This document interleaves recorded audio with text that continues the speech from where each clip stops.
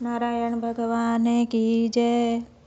दत्तात्रेय जी कहते हैं कि हे राजन, एक प्राचीन इतिहास कहता हूँ। भृगुवंश में ऋषिका नाम की एक विधवा ब्राह्मणी थी, जो बाल्यकाल में ही विधवा हो गई थी।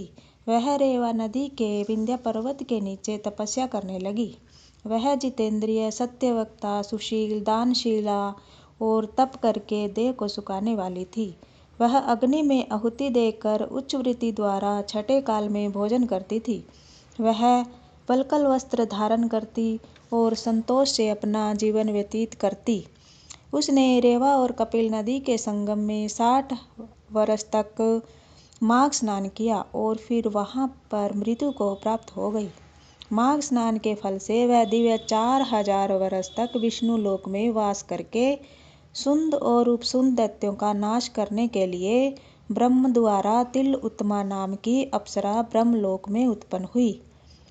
वह अत्यंत रूपवती, गान विद्या में अति प्रवीण और मुकुट कुंडल से शोभायमान थी।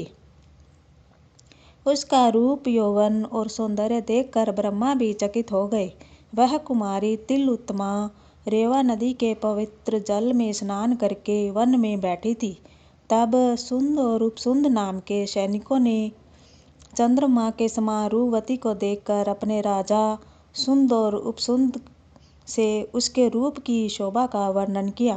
कहने लगे कि कामदेव को लज्जित करने वाली ऐसी परम सुंदर स्त्री हमने कभी नहीं देखी, आप भी चलकर देखें।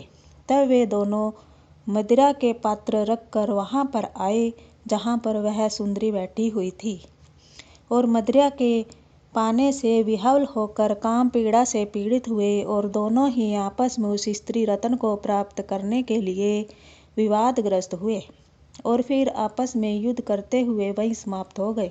तब उन दोनों को मरा हुआ देखकर उसके सैनिकों ने बड़ा कोलाहल मचाया और तब तिलोत्तमा काल रात्रि के समान उनको पर्वत से गिराती हुई 10 दिशाओं को प्रकाशमान करती हुई आकाश से चली गई और देव कार्य सिद्ध करके ब्रह्मा के समान सामने आई। तो ब्रह्मा जी ने प्रसन्नता से कहा कि हे चंद्र वदनी, मैंने तुमको सूर्य के रथ पर स्थान दिया।